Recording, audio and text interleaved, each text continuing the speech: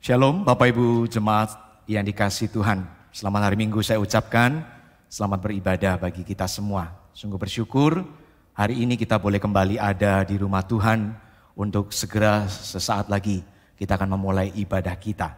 Minggu ini adalah minggu Advent yang kedua. Ya, kita masuk minggu Advent yang kedua.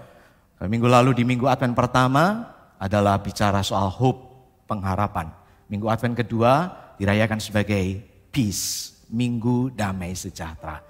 Kita doakan sama-sama, kita siapkan hati kita sama-sama. Semoga lewat ibadah kita di minggu Advent yang kedua ini, kita boleh memuliakan nama Tuhan, mempersembahkan segala pujian, hormat dan syukur bagi namanya. Tapi juga sekaligus supaya kita semua boleh memperoleh berkat-berkat-Nya. Membawa kita makin dekat kepada Tuhan dan hidup makin serupa Tuhan. Karena itu saya mengajak saudara untuk mempersiapkan diri, mempersiapkan hati sebaik mungkin. Bagi saudara yang ada di ruangan ini maupun saudara yang ada di rumah atau di tempat masing-masing, kami menantikan saudara di minggu-minggu yang akan datang untuk bisa bersama-sama hadir, beribadah secara fisik di tempat ini. Tapi sekali lagi, dimanapun kita, dengan cara bagaimanapun kita beribadah, mari kita berikan yang terbaik bagi Tuhan yang begitu mengasihi kita.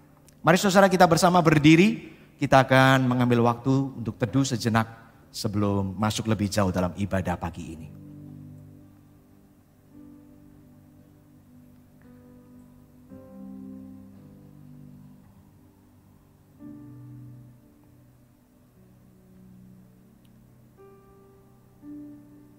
Ibadah Minggu Advent kedua pada hari ini kami mulai dengan satu pengakuan bahwa pertolongan atas kami dalam ibadah ini datang dari pihak Tuhan, Allah pencipta langit dan bumi yang dengan segala kasih dan kemurahan memelihara seluruh ciptaan tangannya. Maka turunlah kiranya atas engkau sekalian saudaraku pada pagi ini anugerah dan damai sejahtera yang berlimpah-limpah dari Allah Bapa, Tuhan Yesus Kristus dan Allah Roh Kudus. Amin. Silakan duduk, selamat beribadah. Shalom saudara-saudari yang terkasih dalam Tuhan. Gak terasa waktu berjalan begitu cepat ya. Kita sudah sampai di bulan Desember. Setelah lagi kita juga akan merayakan Natal. Kedatangan Sang Juru Selamat itu dalam hidup kita. Sungguh merupakan suatu anugerah kita dapat berkumpul pagi hari ini untuk sama-sama beribadah dan menyatakan ucapan syukur kita kepada Tuhan kita. Mungkin perjalanan hidup kita gak selalu mulus.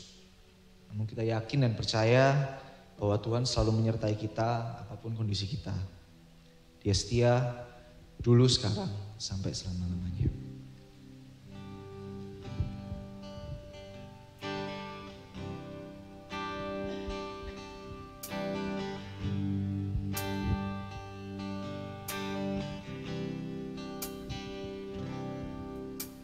Sekalipun ku berjalan dalam lembah kelam, namun tanganmu selalu menopang hidupku. Saat ku dalam ketakutan, Kau hadir di sisiku. Kau berkata, jangan takut, Kau beriku kemenangan.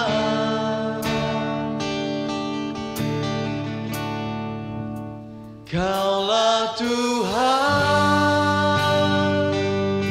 yang berjanji, tak sekalipun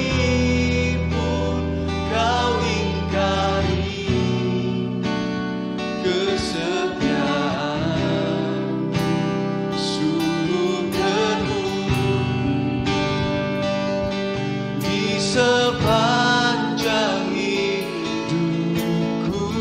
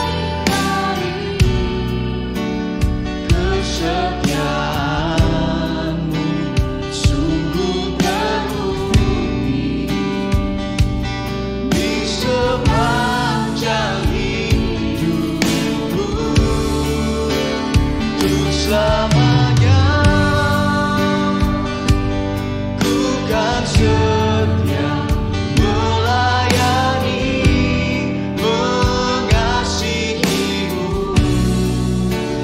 Tiada Tuhan seperti-Mu, Yesus. Kau Allahku yang setia.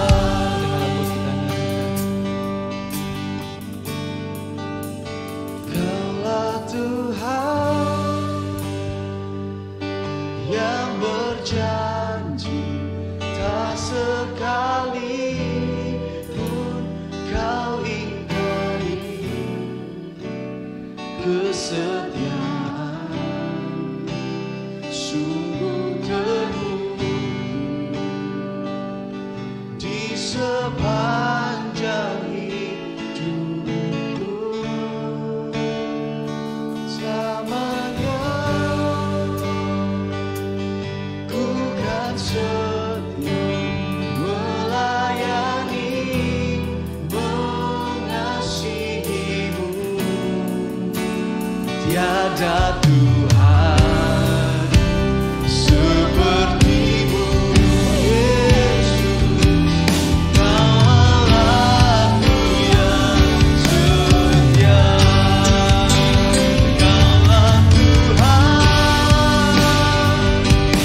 yang berjanji, tak sekali pun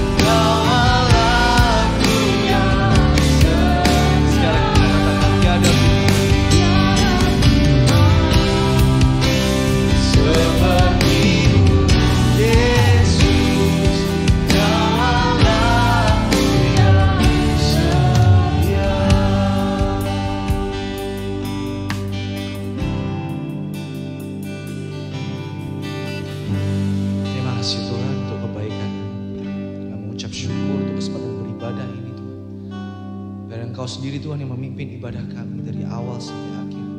Dari setiap jemaat yang hadir, baik jemaat yang di sini maupun online Tuhan. Kau yang berikan kami hati yang baru Tuhan untuk menerima setiap firman-Mu. Biarlah kami Tuhan dapat semakin mengerti kebenaran firman-Mu, dapat semakin meresapi Tuhan dan merasakan kebaikan-Mu dalam hidup kami. Kami serahkan Tuhan ibadah ini dalam tangan-Mu. Hanya dalam satu nama Tuhan kami Yesus Kristus. Kami berdoa, mengucap syukur. Mari saudara-saudara kita bangkit berdiri bersama-sama, kita mengangkat pujian ini. Kita ingat dan terus kita nikmati pemeliharaan dan kasih Tuhan dalam ucaplah dan lihat.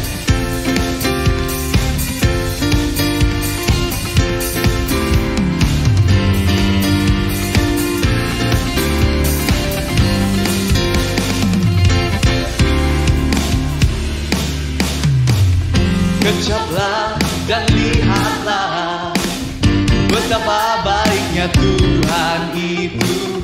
Rasakan dan nikmati kasih setia Tuhan.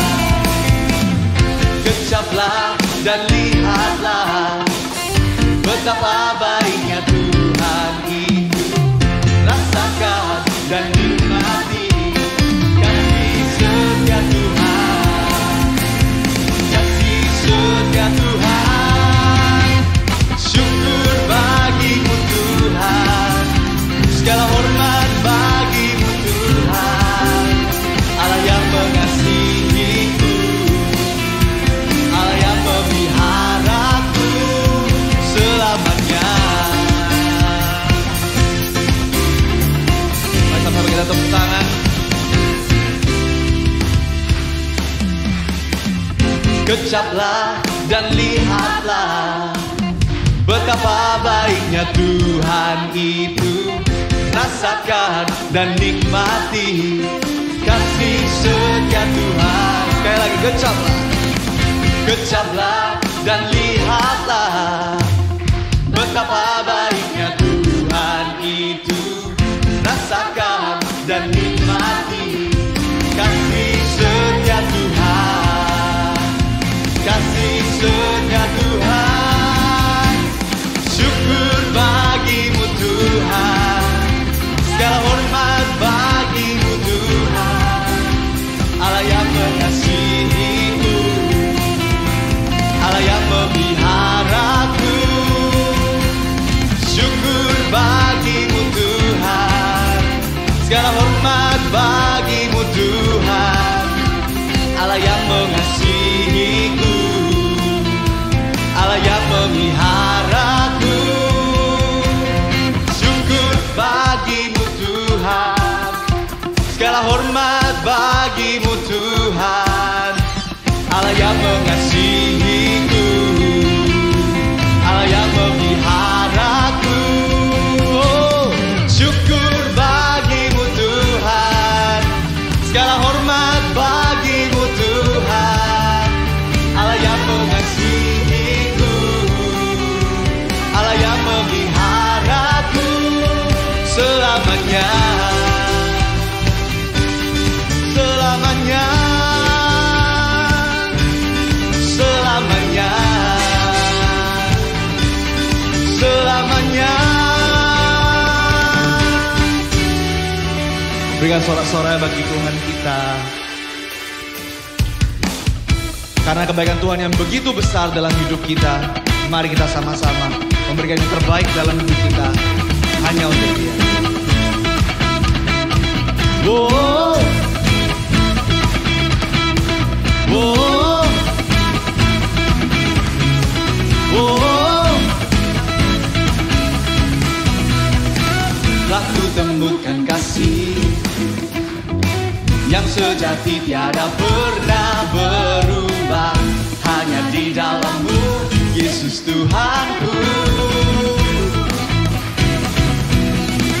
Kasih yang telah Kau beri lebih segala yang terbaik dalamku, tak berkesudahan, kekal selamanya. Kini ku bawa kepadamu hidupku sebagai persembahan. Terimalah pujian dari hatiku, hanyalah untuk-Mu. Ku beri yang terbaik hanyalah bagimu, hanya untuk-Mu yang termulia. Berkenan bagimu, biar hidupku bersinar bagi kemuliaan dan keagungan-Mu Tuhan. Kebesaran-Mu ku beri segalanya, ku beri yang terbaik. Oh, oh, oh. Kasih yang telah Kau beri, kasih yang telah Kau beri lebih segala yang terbaik dalamku, tak berkesudahan, kekal selamanya. Kini ku bawa kepadamu hidupku sebagai persembahan. Terimalah pujian dari hatiku, hanyalah untuk-Mu.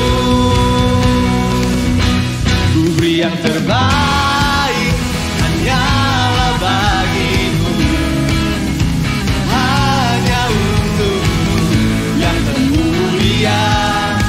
Berkenan bagimu, biar hidupku bersinar bagi kemuliaan dan keagungan.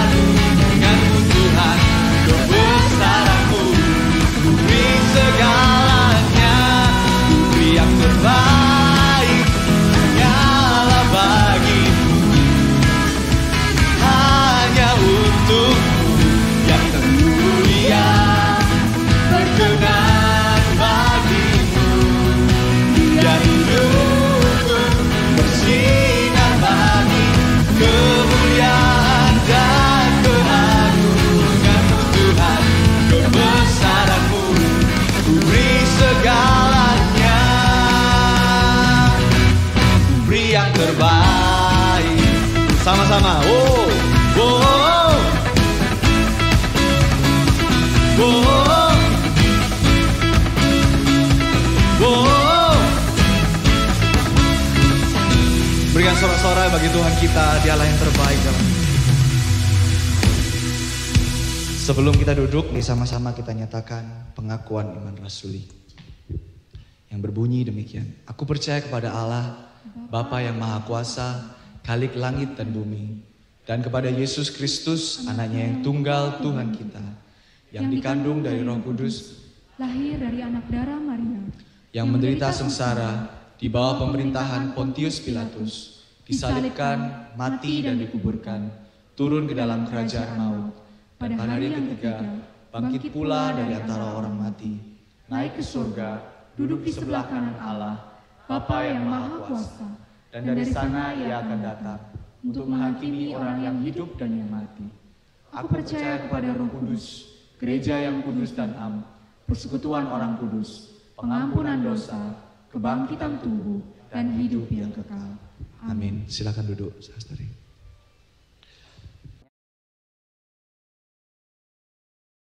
My Father's World, atau ini dunianya Papa kita. Kita percaya bahwa Tuhan yang sudah merancangkan segala sesuatu dalam hidup kita ya. Kita dapat mengingat kebaikan Tuhan dalam setiap hidup kita, baik momen-momen di mana kita di atas maupun kita di bawah. Dia yang memiliki kehidupan kita, Dia empunya kehidupan kita. Mari melalui lagu ini kita sama-sama mengingat bahwa Tuhan yang merancangkan masa depan kita yakin dan kita percaya bahwa rencananya dalam hidup kita baik dan sempurna. Amin.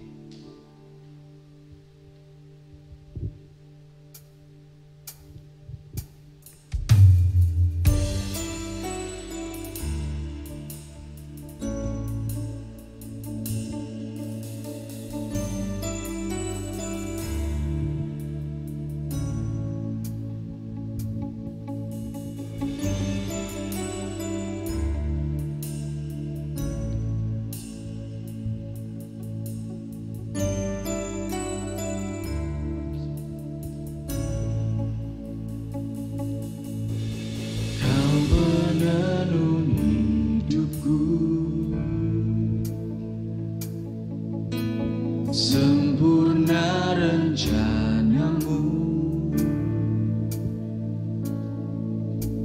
hanya Kaulah harapan, Kaulah Tuhan, damai dan sejahtera. Rancanganmu termegah, kini aku berserah, ku percaya.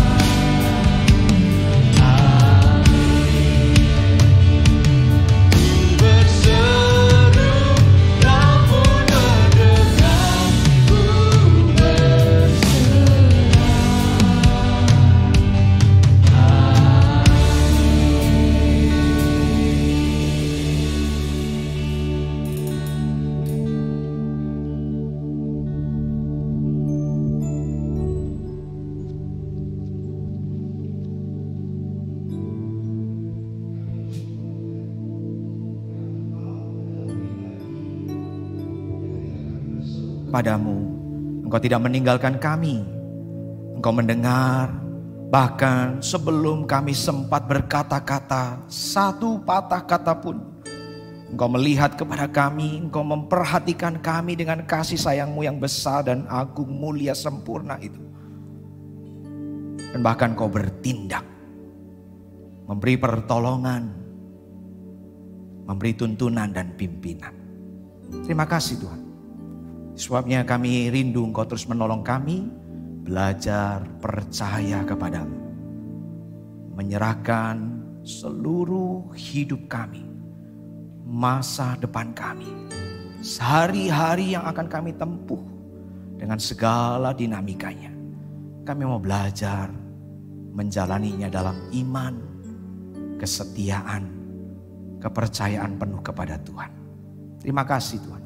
Karena itu kiranya Tuhan terus menolong kami supaya ketika sebentar kami akan mendengar dan belajar dari firman-Mu, baik kami yang ada di ruangan ini maupun anak-anak kami, adik-adik kami di remaja ataupun sekolah minggu. Biarlah setiap pribadi, tak ada yang terkecuali, semua boleh menerima firman Tuhan yang adalah kebenaran. Dan biarlah firman-Mu itu yang bekerja dan mengubahkan hidup kami. Dalam nama Tuhan Yesus kami berdoa dan mohon semua ini. Amin. Terima kasih teman-teman tim PAW telah memimpin kita. Kita akan memperhatikan sebentar beberapa pengumuman yang akan disampaikan oleh teman-teman tim multimedia. Jingle bells, jingle all the way. Shalom Jemaat BCS. Wah, nggak kerasa nih, kita udah masuk bulan Desember. Bulan ini, gereja kita akan mengangkat tema The King is Born. Kita akan bersama-sama mengingat dan merayakan kelahiran dari Tuhan kita ke dunia ini melalui setiap ibadah dan juga renungan firman Tuhan yang akan kita dengar. Edisi berita kali ini, kita akan bahas sebuah tema berjudul Bringing the Gospel Home atau membawa pulang Injil.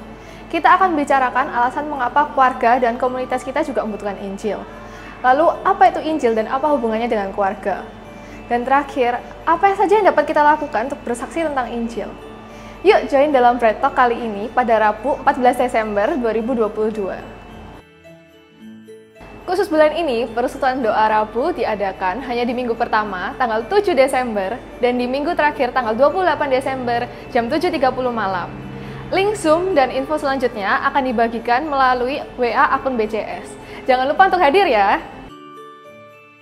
Malam Natal nanti, saudara-saudara bakal kemana nih? Yuk hadir dalam ibadah Natal BCS pada tanggal 24 Desember, hari Sabtu, jam 5 sore di tempat kita ibadah setiap hari minggunya ya.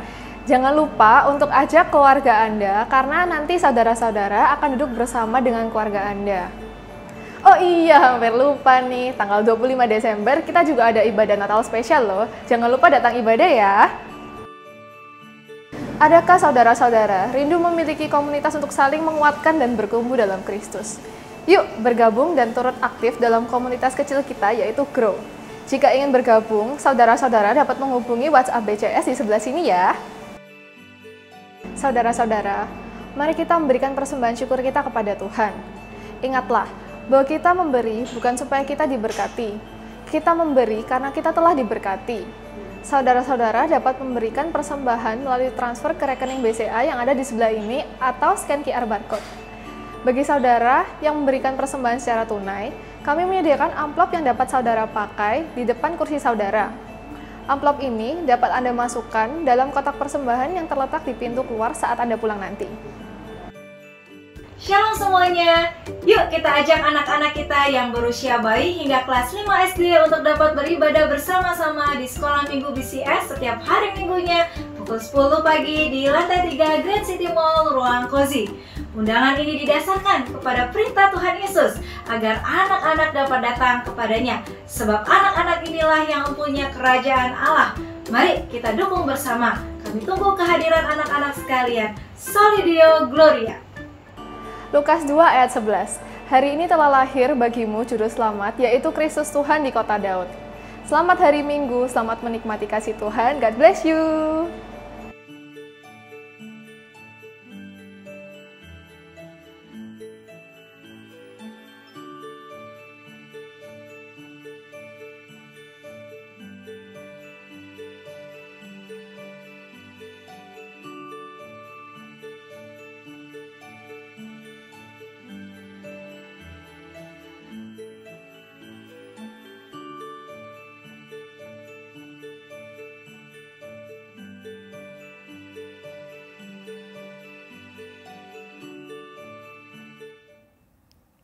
Baik, mari kita sama-sama sekarang mengarahkan hati kita kepada firman Tuhan yang akan kita baca dan renungkan bersama.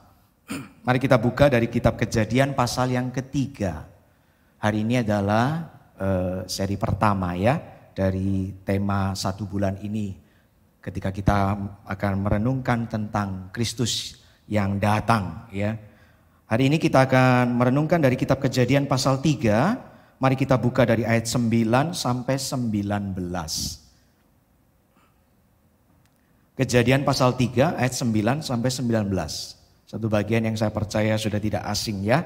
Dan saya mengajak saudara untuk kembali mendekatkan hati kita, mengarahkan hati kita kepada isi hati Tuhan. Bahkan sejak pasal-pasal pertama dari Alkitab kita. Saya akan membacakannya mulai ayat 9. Tetapi Tuhan Allah memanggil manusia itu dan berfirman kepadanya, "Di manakah engkau?" Ia menjawab, Adam maksudnya, "Ketika aku mendengar bahwa engkau ada dalam taman ini, aku menjadi takut karena aku telanjang. Sebab itu aku bersembunyi." Firman-Nya, "Siapa yang memberitahukan kepadamu bahwa engkau telanjang? Apakah engkau makan dari buah pohon yang kularang engkau makan itu?" Manusia itu menjawab, "Perempuan yang kau tempatkan di sisiku, dialah yang memberi dari buah pohon itu kepadaku, maka aku makan." Kemudian berfirmanlah Tuhan Allah kepada perempuan itu, "Apa yang telah kau perbuat ini?" Jawab perempuan itu, "Ular itu yang memperdayakan aku, maka aku makan." Lalu berfirmanlah Tuhan Allah kepada ular itu, "Karena engkau berbuat demikian, terkutuklah engkau di antara segala ternak dan di antara segala binatang hutan. Dengan perut mula engkau akan menjalar, dan debu tanahlah akan kau makan seumur hidupmu. Maka aku akan mengadakan permusuhan antara engkau dan perempuan ini, antara keturunanmu dan keturunannya. Keturunannya akan meremukkan kepalamu, dan engkau akan meremukkan tumitnya." Firman-Nya kepada perempuan itu, "Susah payahmu waktu mengandung akan kubuat sangat banyak. Dengan kesakitan engkau akan melahirkan anakmu, namun engkau akan berahi kepada suamimu, dan ia akan berkuasa atasmu." Lalu firman-Nya kepada manusia itu, "Karena engkau mendengarkan perkataan istrimu dan memakan dari buah pohon yang telah kuperintahkan kepadamu, jangan makan daripadanya, maka terkutuklah tanah karena engkau, dengan bersusah payah engkau akan mencari rezekimu dari tanah seumur hidupmu. Semak duri dan rumput duri yang akan dihasilkannya bagimu, dan tumbuh-tumbuhan di padang akan menjadi makanan.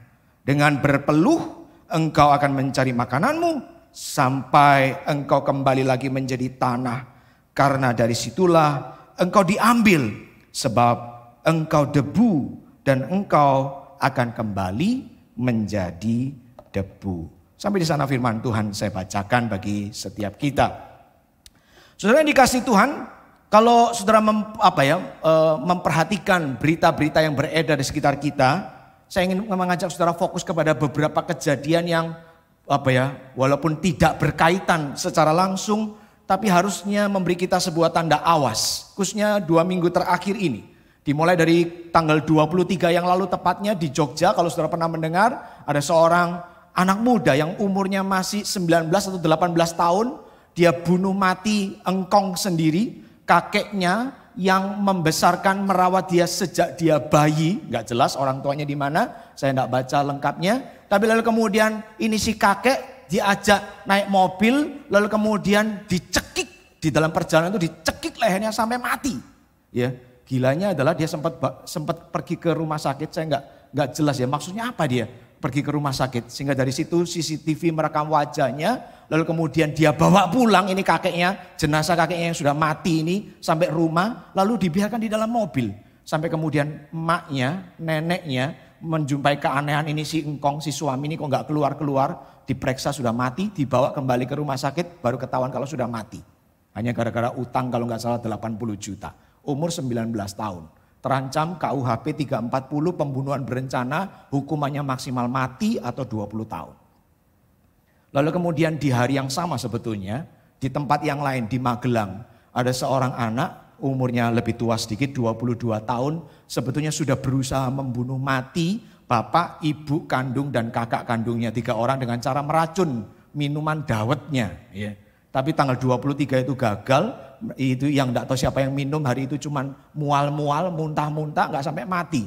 Tapi 5 hari kemudian, tanggal 28, berarti hari Senin kemarin ya, dia kembali melakukan usaha yang sama, pakai racun yang lebih keras, arsenik, ya, lalu 3-tiganya mati dalam waktu setengah jam. Umurnya baru 22 tahun. Mari kita bawa konteksnya lebih dekat sedikit di sekitar kita Surabaya.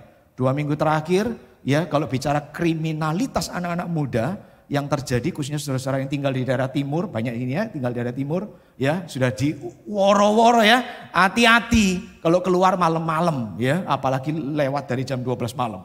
Karena ada puluhan anak-anak muda, remaja tanggung ini yang nggak jelas, ya, tujuannya apa, puluhan orang, puluhan motor, bawa senjata tajam, lalu kemudian bacok-bacoki orang. Ya, yang lalu kalau nggak salah di pos security-nya satu perumahan di timur, lalu kemudian berapa hari yang lalu sebuah warung kopi langsung diserbu, ya, 13 orang diamankan. Satu lagi baru berapa hari kemarin, kalau tidak salah Jumat subuh, ya, 2 orang anak muda jam 2 pagi pulang dari salah satu diskotik, lalu kemudian nabrak, ya, karena mabuk, ya, nabrak pohon di pinggir jalan, di tengah jalan, di Jalan Dharma Husada, yang satu langsung mati seketika, yang satunya luka-luka. Saya tidak jelas hubungannya apa, 2 orang ini kalau tidak salah diberitakan dari daerah yang sama, di salah satu daerah di Jawa Timur ini. Ya, yang satu umur 20-an sekian, yang nyetir, yang satu yang mati baru umur 17 tahun, masih SMA. Ini memberi message apa kepada saudara? Sekali lagi 4 kejadian ini tidak ada kaitannya. Satu di Jogja, satu di Magelang, yang lain di Surabaya. Orang-orangnya tidak berhubungan. Tapi menurut saya ini memberi kita sebuah message yang kuat. Apa yang harusnya memberi kita kekhawatiran?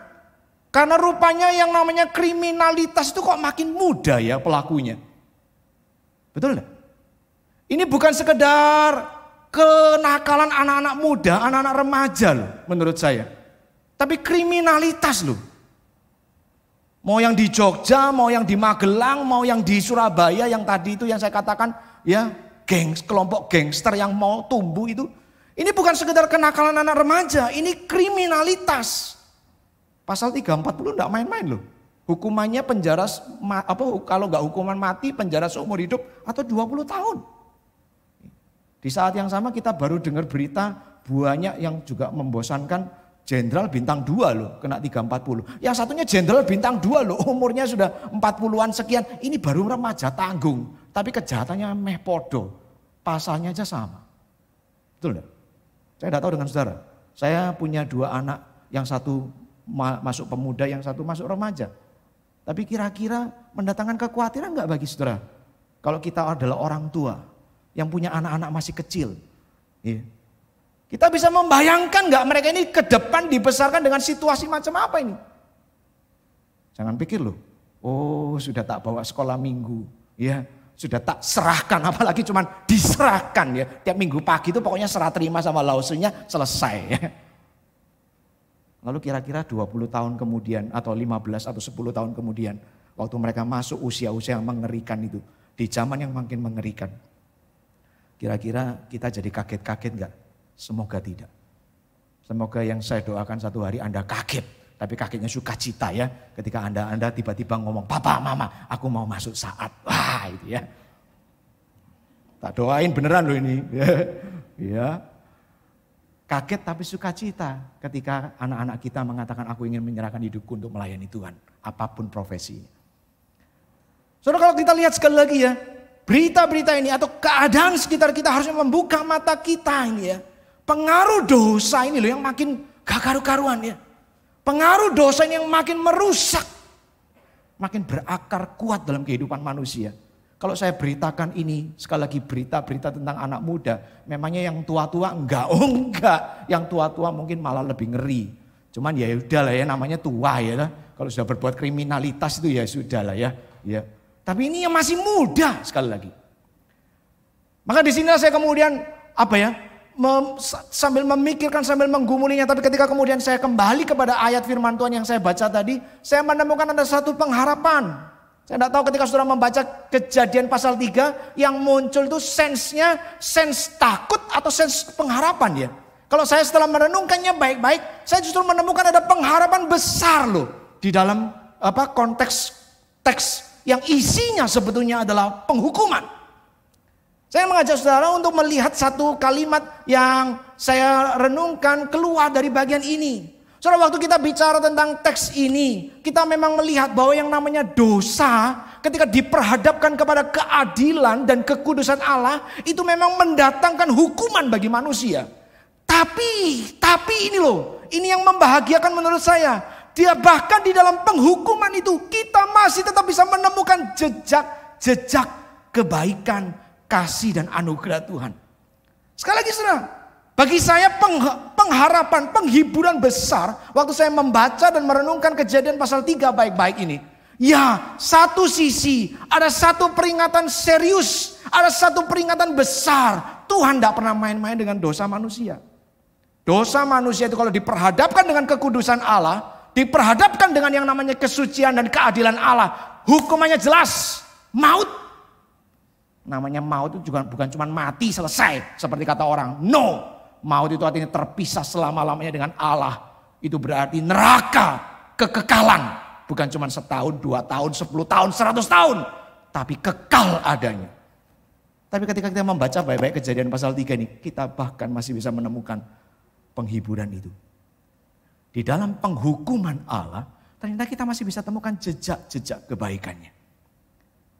Saudara, bukankah kalau kita membaca lebih lengkap ayat-ayat di atasnya, konteksnya, adegan yang lebih menyeluruhnya adalah hari itu dikatakan di ayat-ayat yang lebih awal, diceritakan bagaimana manusia sudah diciptakan berpasangan, Adam dan Hawa, lalu mereka berjalan-jalan di Taman Eden seperti biasanya. Satu kali dikatakan ular yang adalah jelmaan dari si setan itu, bukan ular binatang biasa.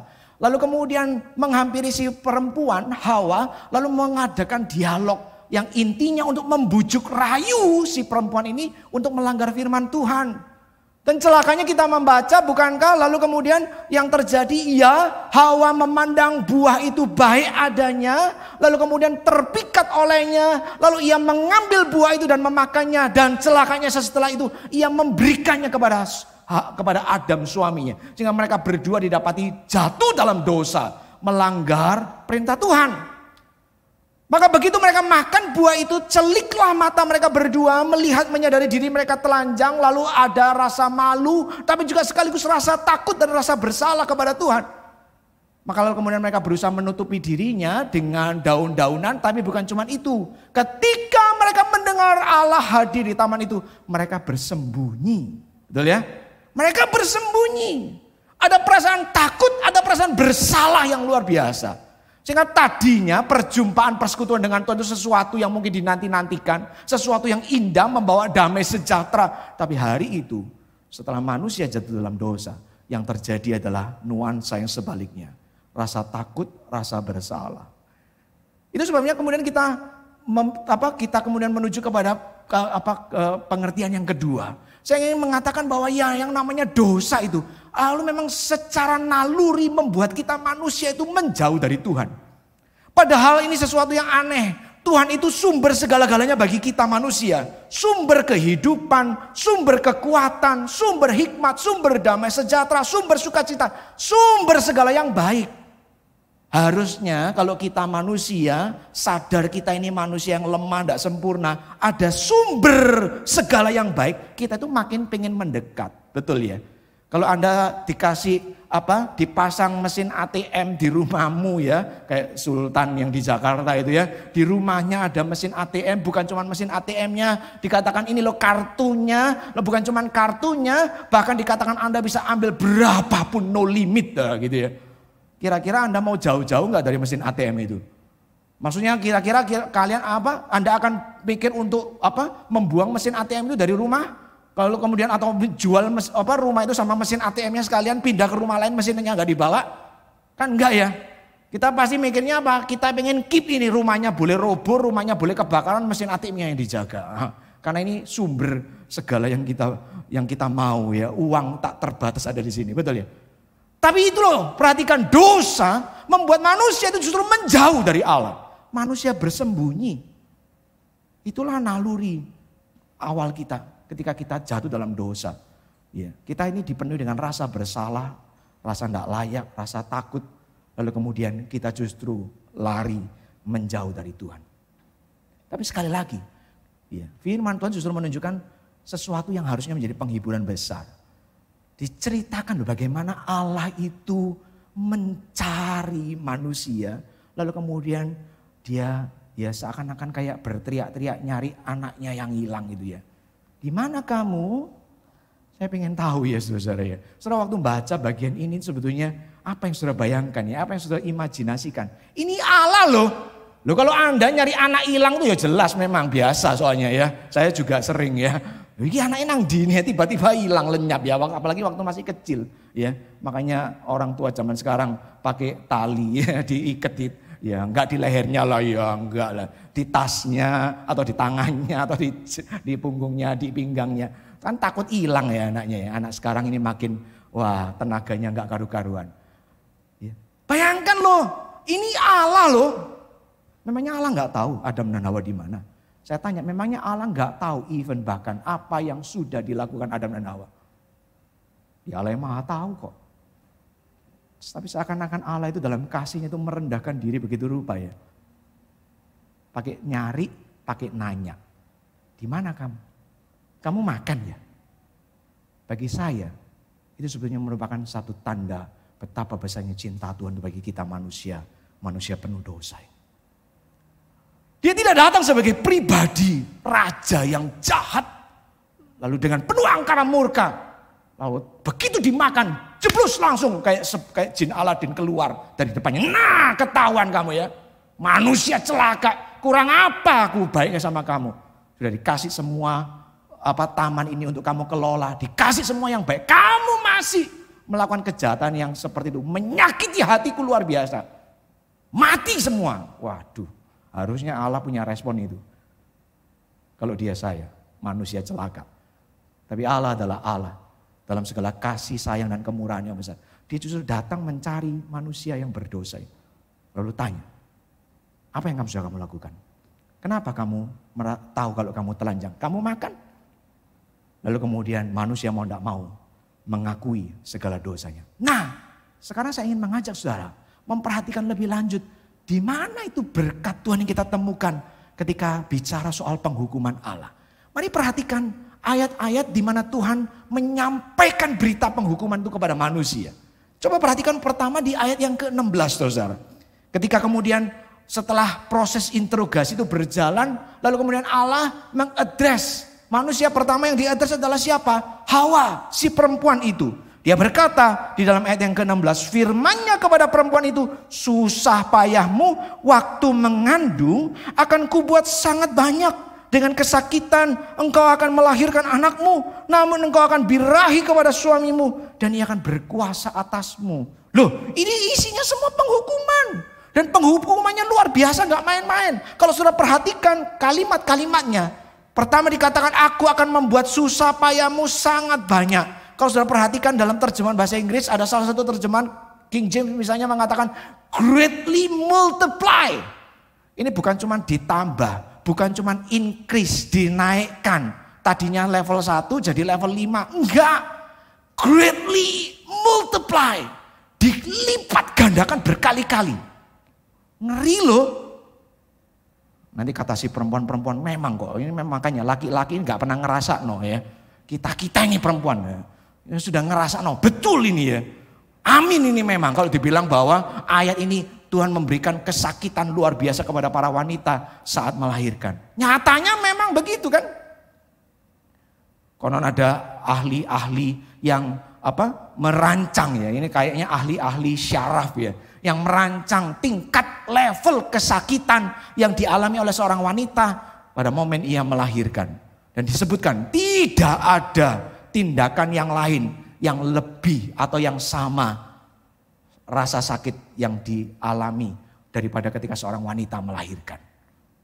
Betul-betul itu kesakitan yang paling tinggi levelnya katanya begitu ya secara fisik. Dan memang kan diberikan oleh Allah sebagai penghukuman. Lalu sekali lagi pertanyaannya, di mana berkatnya? Maka coba perhatikan bagian yang saya ingin sampaikan. Ya, Allah memang menghukum para perempuan dengan sakit atau penderitaan yang begitu banyak ya di saat dia melahirkan, dalam posisi dia melahirkan. Bahkan masih ada tambahan lagi hukumannya apa? Bahwa dikatakan manusia, khususnya laki-laki akan berkuasa atas engkau. Berkuasa itu bukan cuma berkuasa. Sekali lagi, kalau kita sandingkan dengan terjemahan bahasa Inggris yang lain, dikatakan dominate, mendominasi. To dominate, bukan cuma to rule over, tapi to dominate. Itu laki-laki diberi kesempatan untuk mendominasi kehidupan seorang wanita. Tapi perhatikan saudara apa yang saya tuliskan ini. Bahkan di dalam penghukuman yang kelihatannya begitu sadis dan kejam ini kita bisa menemukan jejak yang namanya jejak kebaikan Allah. Lewat apa? Bahwa manusia masih diberikan sebuah kesempatan untuk mengalami yang namanya indahnya seksualitas dalam pernikahan. Mari perhatikan begini sekali lagi konteksnya. Saudara, wanita itu tadinya dikatakan ya, sebetulnya dia disebutkan dalam adegan kejatuhan yang pertama itu. Di ayat-ayat yang lebih awal. Kelihatannya memang wanita itu diposisikan sebagai pribadi yang lebih proaktif. Yang lebih duluan. Ini betul ya, jatuh dalam dosa. Memang begitu kok. Ini bukannya Alkitab ini ditulis sama orang-orang pembenci wanita. Bukan kan.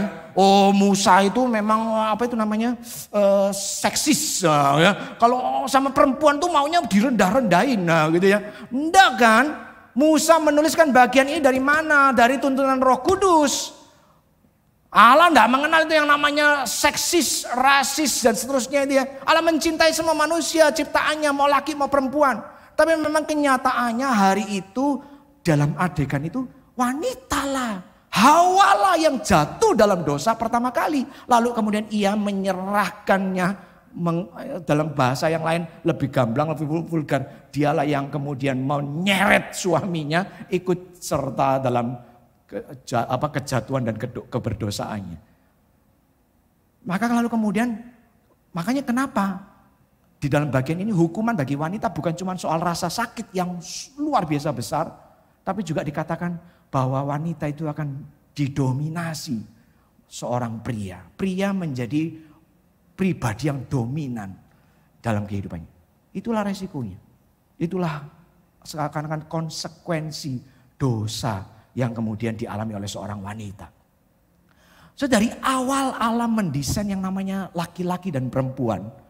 Saya menyebutnya desain awal Allah itu adalah Allah memperkenalkan yang namanya hierarki dalam pernikahan. Hierarki pernikahan. Perhatikan, baik laki, baik perempuan, baik Adam, baik Hawa diciptakan sama mulia. Buktinya apa? Buktinya kedua-duanya diciptakan istimewa dibanding semua ciptaan lain. Semua ciptaan lain Allah cukup berfirman dan ia jadi. Tapi yang namanya Adam, yang namanya Hawa diciptakan dengan tangan Allah sendiri. Betul ya? Dan bukan cuma diciptakan dengan tangannya. Ia menghembuskan nafasnya secara pribadi kepada dua ciptaan. Itu yang terjadi.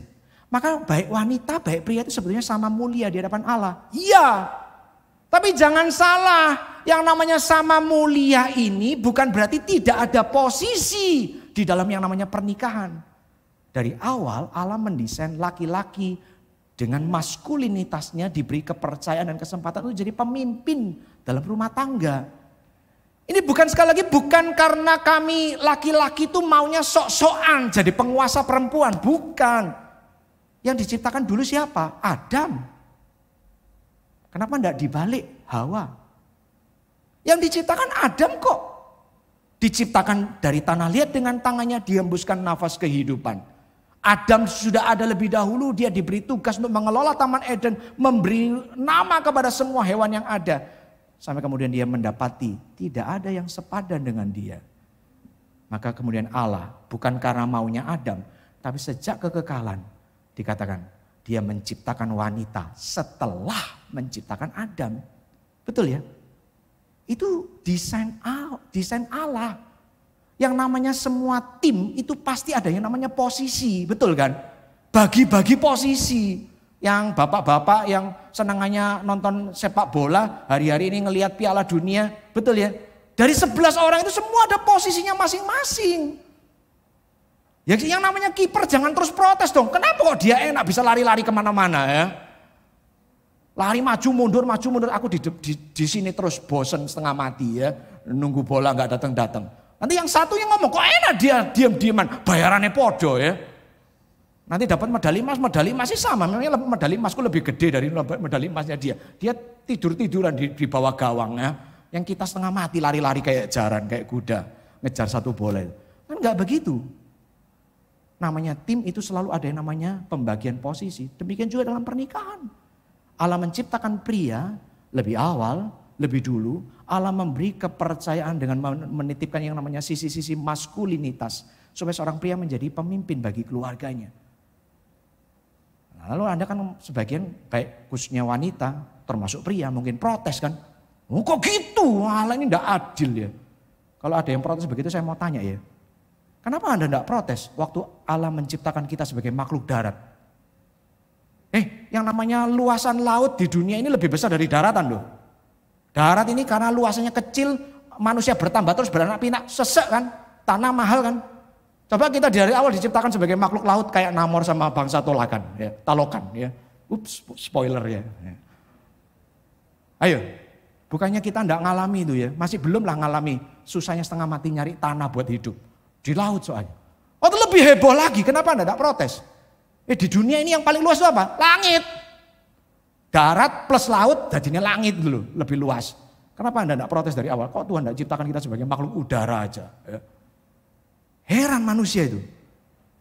Kalau sesuai dengan karepnya enggak protes. Tapi kalau enggak sesuai dengan karepnya protes ya. Tuhan ini enggak adil ya. Seksis lagi-lagi ya. Pria diberi kepercayaan, diberi kesempatan, seakan-akan kedudukan tinggi. Padahal pria-pria makin lama makin bojai ya. Makin lama makin enggak karu-karuan. Banyak wanita lebih berprestasi, banyak wanita lebih siap memimpin, banyak wanita lebih hebat. Tapi gara-gara aturan itu ya, rumah tangga rusak. Tunggu. Yang bikin rusak itu bukan aturan Tuhan. Yang bikin rusak itu manusia dengan kekerasan hatinya. Betul ya? Maka sekali lagi saudara, di dalam yang namanya konsep awal pernikahan Allah sudah memberikan ini loh. Ada yang namanya hierarki sama mulia tapi posisi berbeda. Hari itu walaupun tidak disebut secara gamblang, kita bisa seakan-akan mengartikan tindakan Hawa ini sebagai yang maunya aktif ini ya di dalam pernikahannya. Dia yang lebih dulu ngambil, dia yang kemudian menyerahkan kepada suaminya. Maka kemudian hukumannya laki-laki akan mendominasi dia. Tapi bukan cuma itu sekali lagi. Sakit saat hamil bahkan dan apalagi melahirkan luar biasa.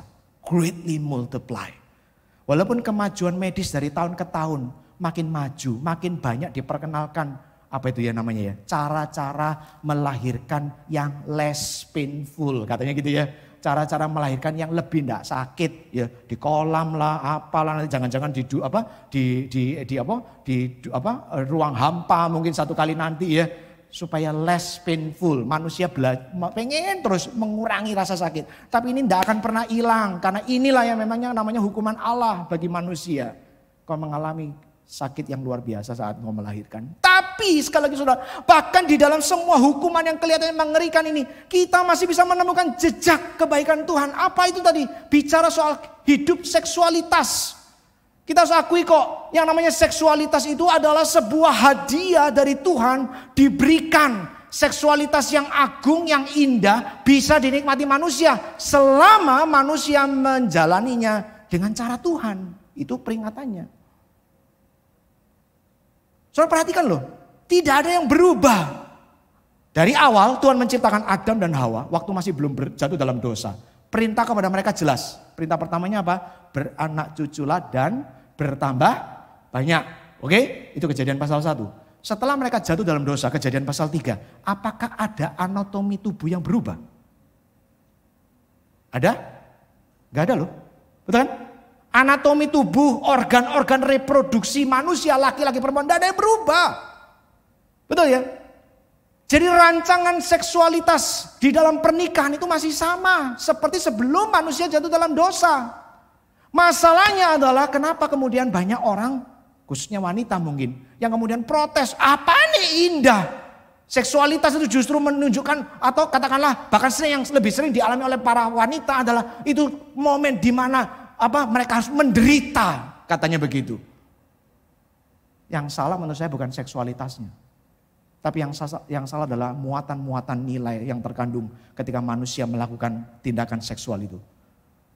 Seksualitas dalam pernikahan seringkali tidak menjadi indah, justru penderitaan. Satu, karena seringkali yang muncul adalah ketidakkudusan.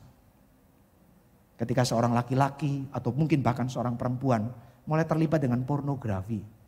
Bagaimana seksualitas itu menjadi indah seperti rancangan Tuhan? Tidak akan. Dua, ketika dalam seksualitas itu melakukan hubungan seksual itu.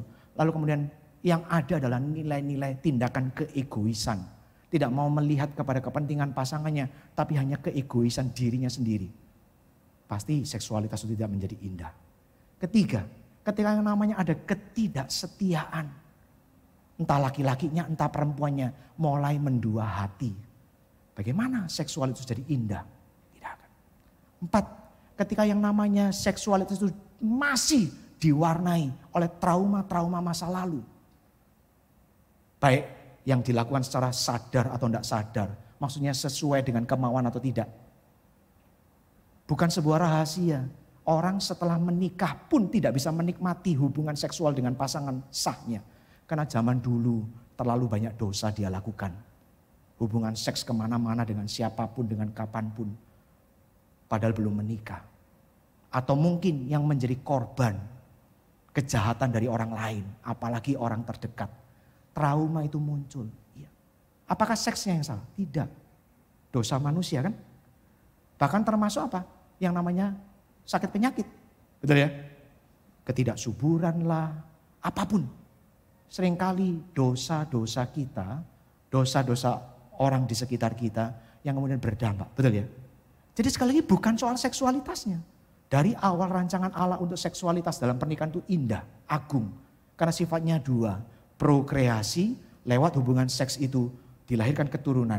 Dari generasi nyambung ke generasi berikutnya. Yang kedua adalah rekreasi. Medis penelitian jelas mengatakan. Mereka-mereka yang punya hubungan seks sehat dengan pasangannya sah. Ada keterkaitan dengan kondisi kesehatan fisiknya kok. Iya. Makanya saya ingin tegaskan kepada saudara-saudara.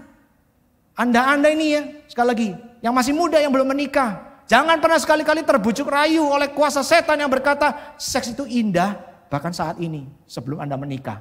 Salah. Itu kedustaan paling besar. Coba lihat itu negara-negara yang kondisinya gak karu-karuan. Amerika, Eropa. Yang menghalalkan hubungan seks di luar pernikahan. Lihat kondisi mereka. Anda yang berpikir bahwa yang namanya pornografi itu perlu. Bahkan untuk yang sudah suami istri katanya. Supaya bisa menggairahkan pernikahan. Salah. Itu bujuk rayu setan. Semakin Anda terjerumus dengan yang namanya dosa, ketidakkudusan, Anda tidak akan pernah dekat dengan yang namanya mengalami keindahan seksualitas dalam pernikahan. Dari awal Allah sudah memberikan pengharapan bahkan saat Ia menghukum manusia. Kamu berdosa, tapi aku tidak cabut ini. Ini sesuatu yang masih indah yang aku percayakan kepadamu.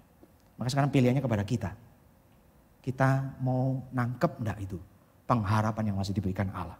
Yang kedua, kepada manusia, khusus suaminya, kepada si pria. Dikatakan di dalam bagian itu, ayat 17 dan 18. Lalu firman-Nya kepada manusia itu, karena engkau mendengarkan perkataan istrimu dan memakan dari buah pohon yang telah kuperintahkan kepadamu, jangan makan daripadanya, maka terkutuklah tanah karena engkau. Dengan bersusah payah engkau akan mencari rezekimu dari tanah seumur hidupmu. Semak duri dan rumput duri yang akan dihasilkannya bagimu, dan tumbuh-tumbuhan di padang akan menjadi makananmu. Dengan berpeluh ayat 19 engkau akan mencari makananmu sampai engkau kembali lagi menjadi tanah, artinya sampai mati, karena dari situlah engkau diambil, sebab engkau debu dan engkau ini akan kembali menjadi debu. Lewat bagian ini kita menemukan penghukuman Allah. Allah menghukum manusia karena dosanya dengan melipat gandakan kesusahannya cari rezeki. Kita para pria dikatakan, aku membuat kau susah payah mencari rezekimu sampai kamu mati mengusahakan tanah. Tanah ini tadinya subur, tadinya luar biasa, Taman Eden itu. Mungkin tidak diusahakan pun dia akan bertumbuh dengan baik. Cuma tinggal dijaga dan dikelola. Tapi sekarang setelah engkau jatuh dalam dosa, aku membuat susah payamu bertambah-tambah. Tapi kita nemukan anugerah Allah. Apa? Bahwa manusia masih diberi kesempatan untuk melakukan karya, pekerjaan. Soalnya mungkin heran loh, apa nih sing enak? Disuruh kerja kok enak? Itu pikiran dosa. Soalnya karena kita ini sudah hidup sekian lama dari lahir jatuh dalam dosa, kita mengatakan kerja itu hukuman. Padahal pikir baik-baik. Kalau sampai Allah mengatakan kita dibebas tugaskan semua ini ya, sejak lahir, gak usah kerja. Ya. Hidup kita jadi apa? Pikir gak? Anda tertarik sama itu para selebgram, YouTuber, siapapun dah ya, sosialita kaum jet set itu yang umurnya masih muda, 17-an, 20-an, mungkin awal 30-an, duitnya wis tetean, triliunan katanya ya. Wah, pengen aku ya. Orang-orang kayak gini sudah enggak usah lagi kerja ya. Kerjaannya semua setiap hari apa keliling, kia-kia terus ya. Wah, jalan-jalan keliling seluruh dunia, makan kaviar, makan ikan hiu, makan ikan paus, makan orang. Wah, pokoknya menikmati dunia katanya gitu ya. Plesir ke sana, plesir ke situ, mau beli mobil supercar, apapun ada. Bangun dari tidur.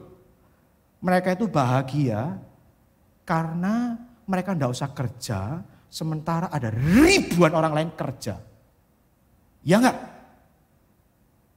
Mereka bisa menikmati itu hotel mewah, fasilitas liburan yang luar biasa itu. Kalau enggak ada orang yang ngerjakan, ada enggak? Sekarang kalau Tuhan Allah mau ngomong, wis gini lah ya, kamu kan tiap hari ngimpinya minta duit, minta sugih toh. Sekarang aku Allah yang adil ya. Semua manusia sejak lahir ya, tak kasih semua saldonya 100 triliun kabeh ya. Anda bisa membayangkan kira-kira kejadiannya dunia ini jadi apa? 10, 15, 20 tahun, 50 tahun ke depan. Hancur. Tidak ada satu orang pun mau kerja. Betul ya? Jadi jangan pikir kerja itu hukuman sepenuhnya. Tidak. Allah itu bekerja. Bahkan setelah ciptaan jadi pun Allah terus bekerja. Maka ketika kemudian Allah berkata kepada manusia, aku masih memberi kamu kesempatan untuk bekerja. Sesuai dengan profesimu masing-masing. Lihat loh dunia sekitar kita. Tidak semuanya orang mengenal Tuhan, tidak semua orang percaya Tuhan. Tapi semua lahir dengan kemampuan-kemampuan khususnya kan. Ada kemampuan berhitungnya jago, ada kemampuan akuntingnya jago, kemampuan seni jago, kemampuan sport jago, kemampuan peran yang jago. Kemampuan apapun yang jago, mau Kristen tidak Kristen. Bukankah dengan kemampuan-kemampuan yang dimanfaatkan itu membuat dunia jadi seperti yang kita alami sekarang? Sekali lagi, bayangkan kalau semua manusia berkata, aku tidak mau kerja. Ini bukan dunia yang indah lagi. Ini chaos, kekacauan. Maka bayangkan, bahkan ketika Allah menghukum Adam, dengan hukuman yang kelihatannya begitu berat ya. Aku membuat kamu kerja setengah mati seumur hidup. Itu kelihatannya seperti hukuman yang kejam ya. Lalu, tapi kemudian kita masih, saya katakan, kita masih menemukan jejak kebaikan. Buktinya setiap kita lahir diberi kesempatan, diberi kepercayaan, punya satu kemampuan. Kita masih bisa bekerja, berkontribusi untuk alam ciptaan, untuk orang lain. Dan itu ujung-ujungnya mendatangkan kebaikan. Betul ya? Hari ini bahkan tanah yang katanya cuma keluar semak dan rumput duri itu loh. Tapi berapa banyak orang yang justru mereka yang mengusahakan tanah hari-hari ini jadi orang-orang paling kaya di dunia. Iya enggak? 10-15 tahun yang lalu orang-orang terkaya itu orang-orang yang bekerja di bidang teknologi. Betul ya? Oh, yang punya Microsoft, Google, Amazon, macam-macam itu ya. Mereka jadi orang-orang paling kaya. Gak pernah mengusahakan alam, cuma pakai ilmunya bikin program. Nah, gitu kira-kira. Tapi hari-hari ini kita lihat orang-orang Indonesia misalnya, 10 orang terkaya di Indonesia. Bisa dibilang rata-rata mereka menikmati kekayaan dari mana? Hasil bumi. Yang punya kebun sawit, yang punya tambang batu bara, ya apa ya? Bahkan yang dikatakan Tuhan, kalau kamu kerja mengusahakan tanah cuman keluar semak duri dan rumput itu. Ternyata yang keluar itu sesuatu yang luar biasa. Bikin orang jadi paling kaya. Itu apa kalau bukan anugerah Tuhan? Itu anugerah Tuhan. Tapi yang terakhir saudara, yang saya mau ajak saudara untuk melihat anugerah terbesar dari hukuman Allah. Yaitu ketika kita kembali ke ayat 15. Ayat 15 mengatakan apa? Ya. Ayat 15 ketika Allah di ayat 14-nya mengadres setan, setelah mengadres setan itu dia berkata di ayat 15, aku akan mengadakan permusuhan antara engkau dan perempuan ini, antara keturunanmu dan keturunannya. Keturunannya akan meremukkan kepalamu dan engkau akan meremukkan tumitnya.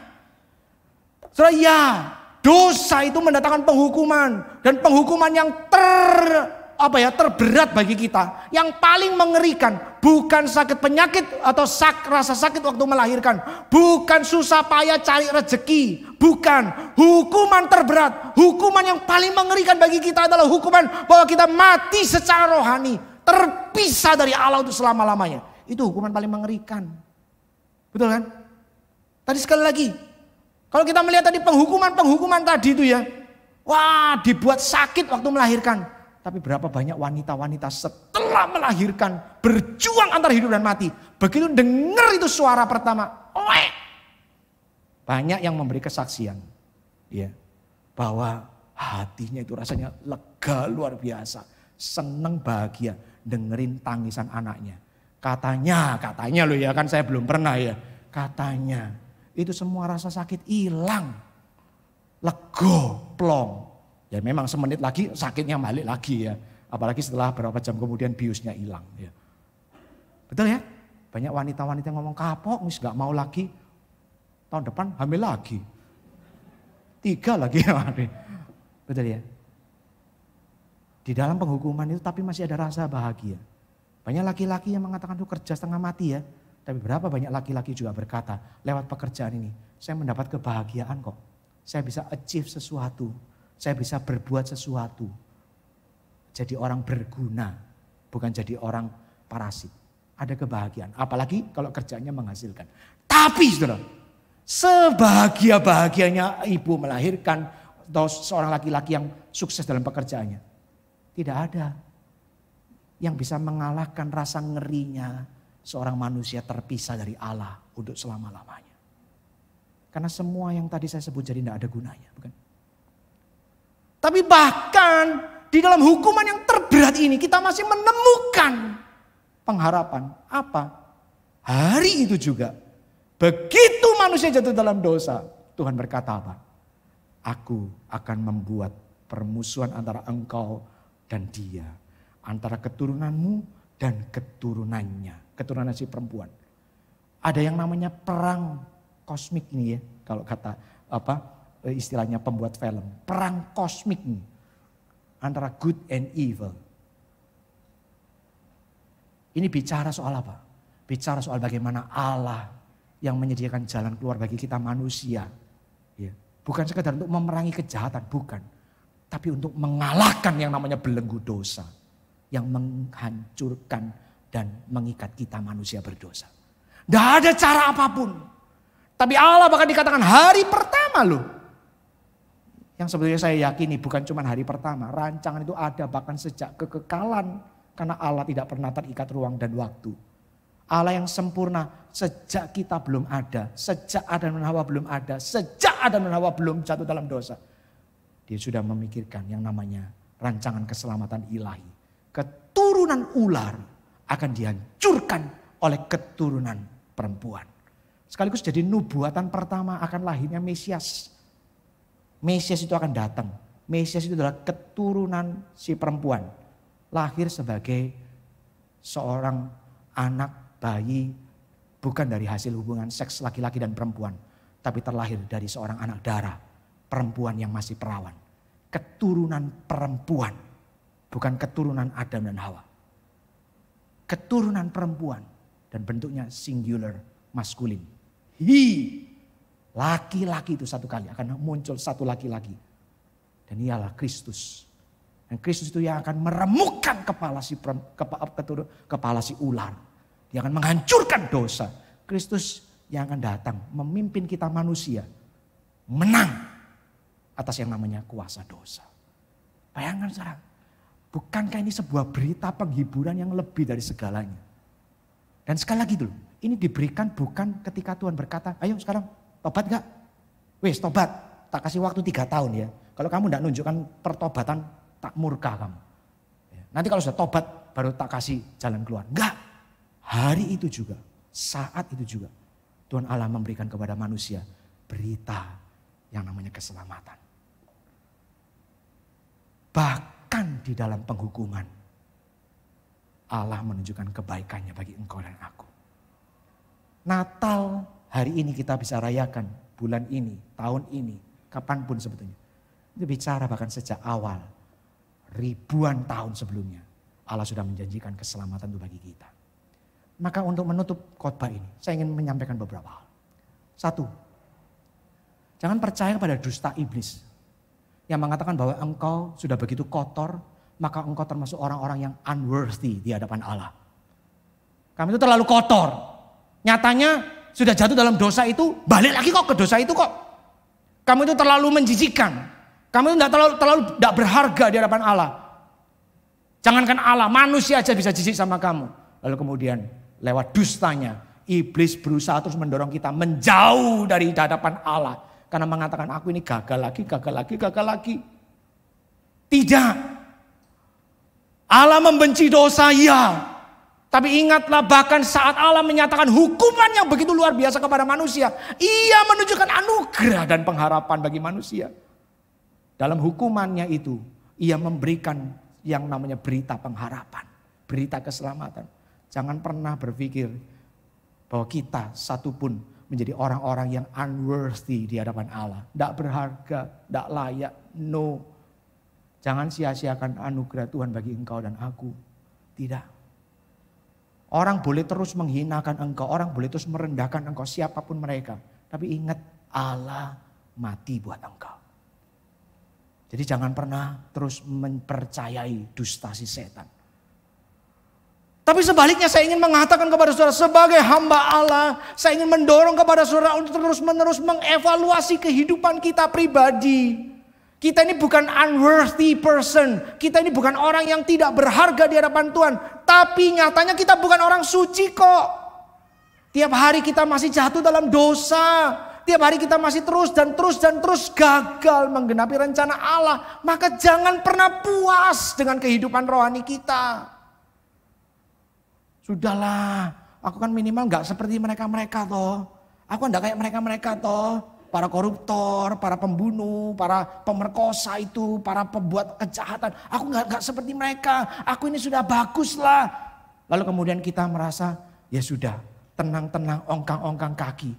No, ingatlah betapa besarnya Allah membayar hukuman dosa kita. Jangan pernah kita merasa puas lalu kemudian mengabaikan itu semua pengorbanan Allah. Lalu merasa ya pokoknya hidup jalani biasa-biasa aja lah. Pokoknya berumah tangga ya berumah tangga, kerja ya kerja, kawin ya kawin, besarin anak ya besarin anak. Sampai tunggu mati, masuk surga selama-lamanya. Masa hidup kita itu seremeh itu ya. Tuhan Allah mengorbankan segala-galanya. Bahkan sejak pertama. Ketika manusia jatuh dalam dosa, ia sudah memberitakan berita keselamatan itu. Tapi jangan lupa loh, di saat itu Tuhan Allah juga dealing with sin seriously. Saat itu, saat Tuhan memberikan berita keselamatan, dia juga menghadapi setiap dosa dengan serius. Hukuman yang diberikan kepada Adam, hukuman yang diberikan kepada Hawa, itu bukan hukuman main-main. Jadi jangan menjadi pribadi-pribadi yang lupa menghargai berita anugerah Allah. Oke, Kyle Edelman pernah berkata, hanya orang-orang yang mengerti berapa besarnya dosanya, baru orang-orang itu bisa menghargai anugerah Allah. Iya kok memang. Kalau saudara semua ini, kita semua di dalam ruangan ini semua punya utang sama bank, betul ya? Lalu kemudian ada orang baik mengatakan semua utangmu tak lunasi. Maka saya percaya rasa gratitude, rasa syukur kita tergantung berapa besarnya utang kita kan? Oh, aku utang cuma cepek 100 ribu. Ya gak apa-apa. Gak usah dibayar, aku sebenarnya bisa bayar. Ya utangku sih cepek tiaw sih. Dia triliuner. Gampang. Hanya orang-orang yang benar-benar tahu utangku ini betapa besarnya dan tak terbayarkan. Orang-orang seperti itu baru punya rasa gratitude, rasa syukur atas pengampunan yang diberikan Tuhan. Betul ya? Maka minta kepada Tuhan itu. Saya ingin mengajak saudara membaca satu bagian firman Tuhan dari Yesaya 55 ayat 6 dan 7. Mari kita baca sama-sama. 1, 2, 3. Carilah Tuhan selama ia berkenan ditemui. Berserulah kepadanya selama ia dekat. Baiklah orang fasik meninggalkan jalannya. Dan orang jahat meninggalkan rancangannya. Baiklah ia kembali kepada Tuhan. Maka dia akan mengasihaninya. Dan kepada Allah kita. Sebab ia memberi pengampunan dengan limpahnya. Puji Tuhan. Allah itu bukan Allah pendendam. Allah itu bukan Allah yang murkanya tidak tertahankan. Lalu membumi hanguskan setiap kita. Puji Tuhan Allah itu penuh kasih. Puji Tuhan Allah itu penuh anugerah. Puji Tuhan Allah itu bahkan menyediakan jalan keselamatan begitu luar biasa. Tapi ingat ayat ini mengatakan cari Tuhan. Kau pikir Tuhan akan mengampuni kita dengan begitu limpahnya. Kalau kita masih jadi orang-orang bebal yang selalu merasa diri tidak punya dosa. Selalu diri merasa tidak perlu Tuhan. Selalu merasa diri sudah cukup baik. Selalu merasa diri gak perlu ditebus oleh Tuhan. No, anugerah tidak murah. Dibayar oleh darah Yesus. Dan surely anugerah itu tidak akan pernah murahan. Dibagi-bagi gratis begitu saja kepada orang-orang yang tidak tahu diri. Allah dalam anugerahnya mendorong kau dan saya berbalik kepadanya. Tapi sekaligus ini menuju kepada yang ketiga. Kalau engkau hidup dengan orang-orang yang begitu buruk di hadapanmu. Orang-orang yang menurut kamu itu loh, kualitasnya kayak Adam dan Hawa waktu di Kejadian pasal 3. Dusone itu loh, enggak karu-karuan. Menyakitkan luar biasa. Saya mau katakan jangan pernah putus harap. Jangan pernah merasa orang ini tidak terselamatkan.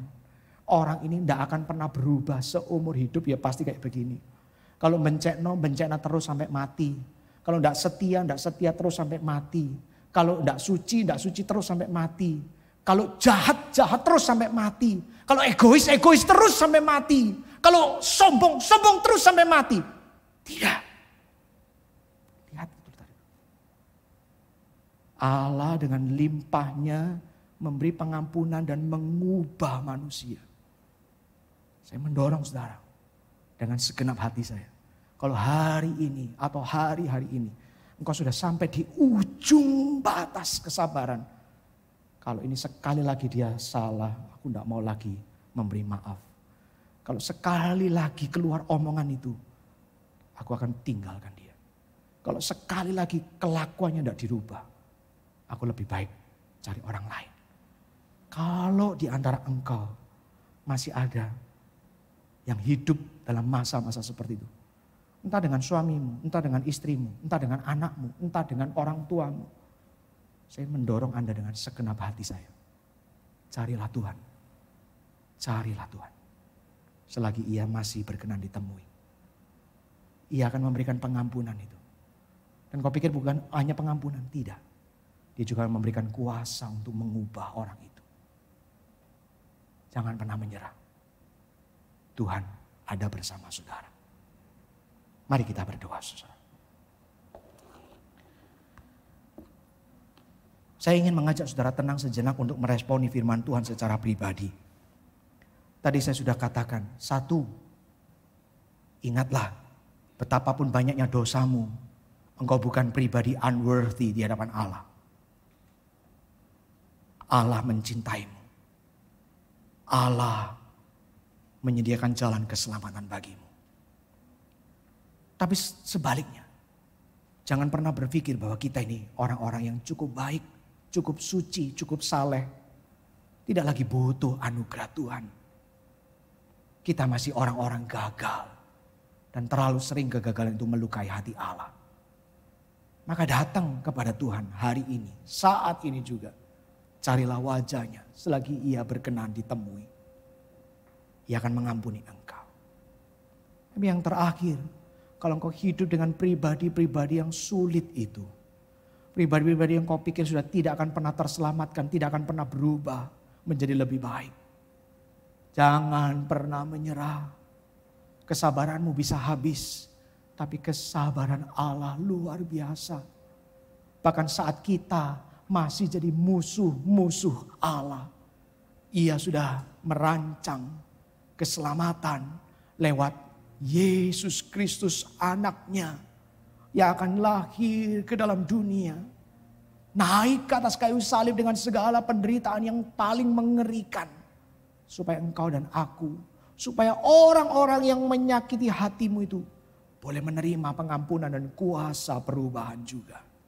Maka sekarang saya mengajak saudara untuk berdoa secara pribadi, meresponi janji pengharapan yang Tuhan berikan ini. Ingat, dihadapkan pada kekudusan dan keadilan Allah, dosa itu memang pasti mendatangkan hukuman yang serius. Tapi bahkan dalam penghukuman itu, kita masih menemukan jejak kebaikan Allah. Syukurilah, responilah.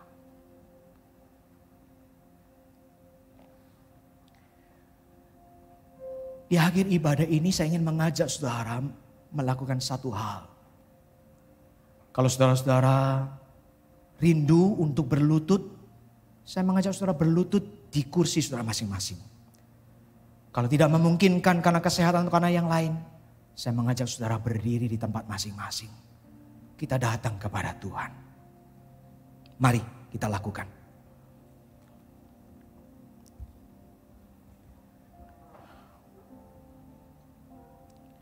Mari kita bawa kehidupan kita kepada Tuhan. Advent minggu kedua hari ini adalah berita tentang damai sejahtera. Bahkan saat hari pertama manusia pertama jatuh dalam dosa, Allah sudah menyediakan jalan keselamatan, jalan damai sejahtera lewat anaknya. Betapa indahnya berita ini bagi kita. Saya rindu setiap kita, tidak ada kecuali, boleh meresponi berita ini dan menerima apa yang patut ia terima dari Tuhan. Mungkin ada yang perlu menerima penghiburan, biarlah kehendak Tuhan terjadi. Mungkin ada yang perlu menerima teguran sekalipun, biarlah kehendak Tuhan yang jadi. Supaya setiap kita boleh datang kepada Tuhan. Kami di ruangan ini ataupun saudara-saudara kami yang ada di tempat masing-masing datang kepadamu Tuhan. Kami telanjang, tidak ada sesuatu pun yang bisa kami pakai untuk menutup-nutupi kekotoran kami di hadapan Tuhan. Kami ini orang-orang berdosa. Bukan hanya saat kami dilahirkan, bahkan saat kami sudah menerima anugerah pun kami terlalu sering menyakiti hati Tuhan lewat dosa dan kejahatan kami. Dan ini bukan sekedar pengakuan hanya untuk sekedar menunjukkan kerendahan hati kami. Tapi sesungguhnya karena memang itulah kenyataannya. Setiap kami yang ada dalam ruangan ini, dimanapun, kami adalah orang-orang yang penuh dengan kejahatan di hadapan Tuhan. Tapi kami bersyukur bahwa sesungguhnya kejahatan yang harusnya mendatangkan hukuman, kejahatan yang harusnya mendatangkan murka Allah, kejahatan yang harusnya membawa kami kepada api penghakiman selama-lamanya. Tapi justru Tuhan tidak melimpahkan murka-Mu itu kepada kami. Tidak menuangkan cawan amarah-Mu itu di atas kepala kami. Tapi Engkau justru menunjukkan kasih sayang-Mu. Dengan mengirim Yesus Kristus menjadi keselamatan bagi kami. Tuhan tolong kami. Sekali lagi kami telanjang satu persatu di hadapan-Mu. Tak ada yang tersembunyi. Maka kiranya Tuhan berkenan menyapa kami. Pribadi lepas pribadi. Tuhan yang bekerja pribadi lepas pribadi. Jika ada di antara saudara-saudara di tempat ini ataupun di rumah masing-masing membutuhkan penghiburan itu. Hamba percaya penghiburan Tuhan terjadi atas mereka. Damai sejahtera Roh Kudus turun atas mereka. Sehingga mereka boleh melihat Engkau dengan kepala tegak. Dan berkata terima kasih untuk pengampunan Tuhan. Jika ada di antara kami yang butuh teguran keras sekalipun, Tuhan kami mau belajar menerimanya. Karena kami sadar di dalam penghukuman Tuhan sekeras apapun, kami bisa menemukan jejak-jejak kebaikan-Mu itu. Terima kasih Tuhan. Hamba berdoa bagi setiap orang di dalam ruangan ini yang mengalami relasi yang buruk dengan orang tuanya, dengan anak-anaknya, dengan suaminya, dengan istrinya, dengan siapapun juga. Mereka-mereka yang mungkin merasa sudah tidak punya lagi kekuatan untuk bertahan. Tidak punya lagi kekuatan untuk mengampuni dan memaafkan. Tuhan, kiranya berita damai sejahtera hari ini juga boleh menjadi kekuatan bagi mereka. Ini kami, lawatlah kami Tuhan. Ubah hidup kami. Kami menjadi orang yang baru sepeninggal kami dari ruangan ini. Terima kasih Tuhan. Terima kasih. Kami serahkan masa depan hidup kami ke dalam tangan Tuhan. Kiranya Tuhan terus menolong kami dalam pekerjaan, studi, rumah tangga, apapun itu. Nyatakanlah kemurahan-Mu bagi kami. Teman-teman yang sedang sakit dan berjuang, Tuhan beri mereka kesabaran, hati yang besar, bahwa Tuhan Sang Imam Besar Agung bisa turut merasakan penderitaan mereka. Terima kasih Tuhan.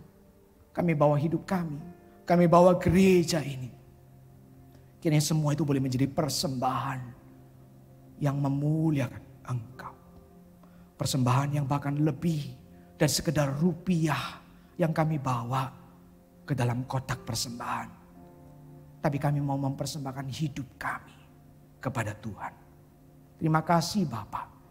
Kami serahkan pada akhirnya seluruh rangkaian ibadah, pelayanan yang masih akan dikerjakan sampai akhir tahun nanti.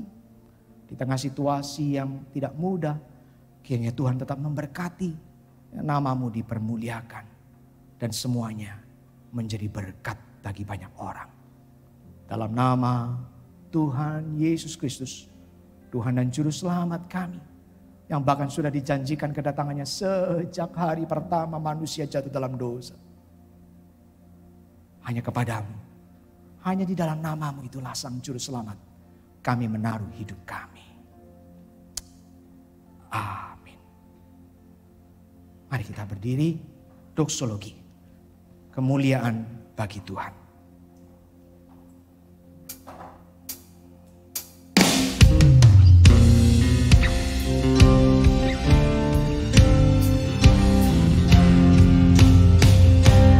Puji Allah Bapa Putra, puji Allah Roh Kudus, ketiganya yang esa. Pohon selamat sumber berkah.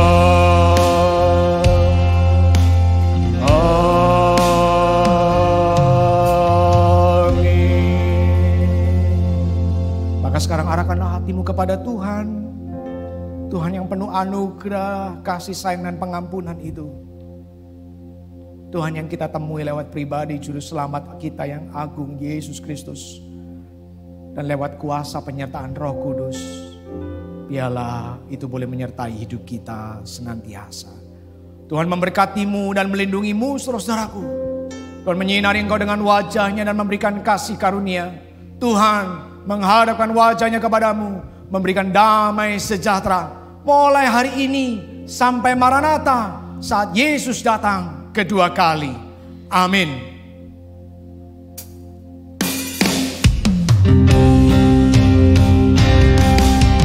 Amin. Amin.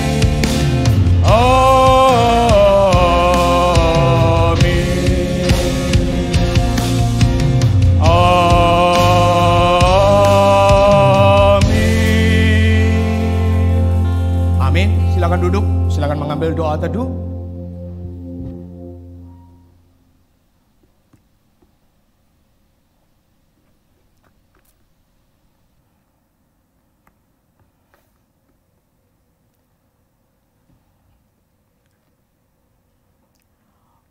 Baik, saudara, di bulan Desember ini kita tidak akan menyimak edisi pelayanan Tanya Yuk ya setelah di akhir ibadah seperti biasa.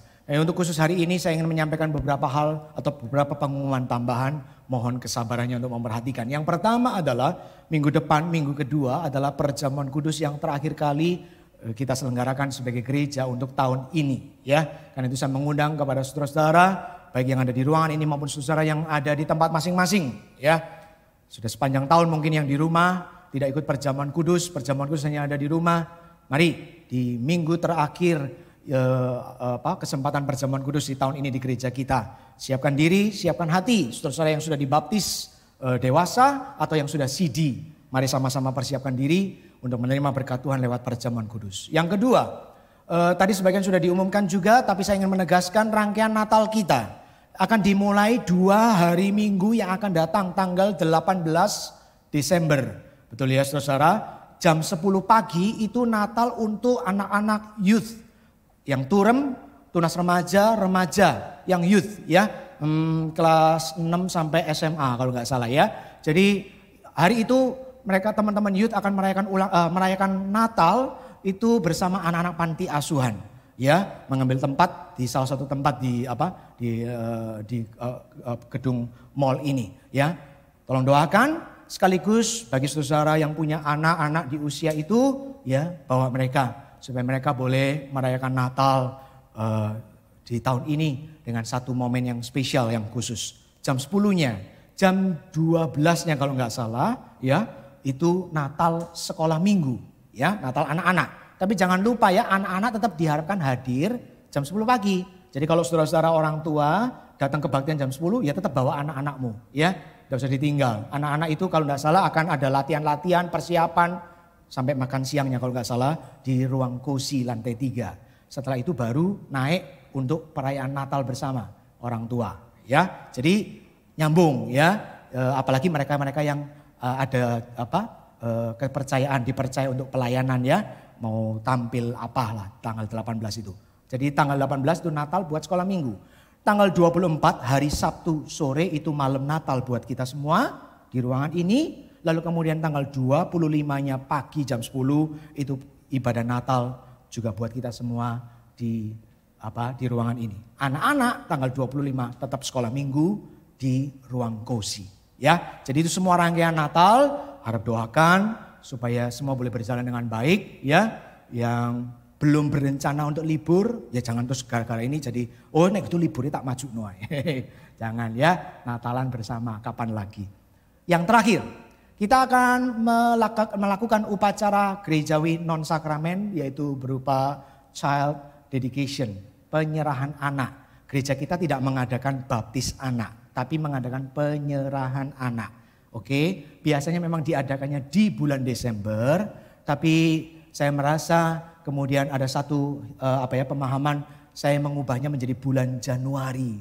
Januari itu biasanya kita anggap sebagai awal, fresh start ya, awal yang baru. Tidak sedikit juga gereja-gereja mengatakan bulan Januari itu waktunya membawa persembahan sulung kepada gereja, kepada Tuhan. Nah saya ingin ini menjadi sebuah momen persembahan orang tua bagi Tuhan. Child dedication, menyerahkan anak-anak kepada Tuhan. Belum jadi pendeta, belum. Jangan matanya itu sudah mencorong dulu. Enggak ya. Dipersembahkan. Karena ingat semua anak-anak kita itu adalah anak-anak Tuhan. Ya, jadi mau jadi pendeta, gak jadi pendeta, mereka harus hidup di bawah anugerah Tuhan.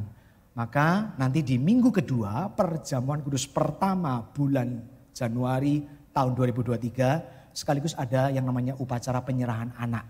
Mereka-mereka yang belum pernah diserahkan, apalagi usianya di bawah 12 tahun, ya mari kita bawa mereka kepada Tuhan ya. Supaya mereka didoakan, diberkati, dan orang tua diingatkan untuk mengajar mendidik mereka sebaik-baiknya bagi Tuhan.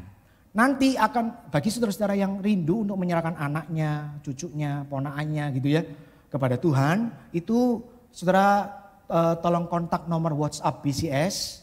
Nanti Anda akan dikirimi link Google Form yang Anda harus isi. Jadi tidak perlu lagi mengumpulkan fotokopi yang lain-lain, cukup isi di situ. Sekaligus bagi teman-teman yang konon ya kalau nggak salah masih ada juga mungkin yang yang tahun-tahun kemarin administrasi kita kurang baik, yang belum terima itu aktenya, silakan kontak aja lewat nomor WhatsApp BCS itu, dikirimi linknya, nanti sudah isi di situ, nanti akan diterbitkan semua akta-aktanya. Begitu ya saudara ya, khusus untuk child dedication service, upacara non sakramen berupa penyerahan anak kepada Tuhan. Itu saja yang ingin saya sampaikan. Selamat hari Minggu saudara, selamat merayakan Minggu Advent yang kedua. Dan semoga Tuhan memberi kita kesempatan untuk Natal bersama tahun ini, bahkan tahun-tahun yang akan datang. Tuhan memberkati saudara.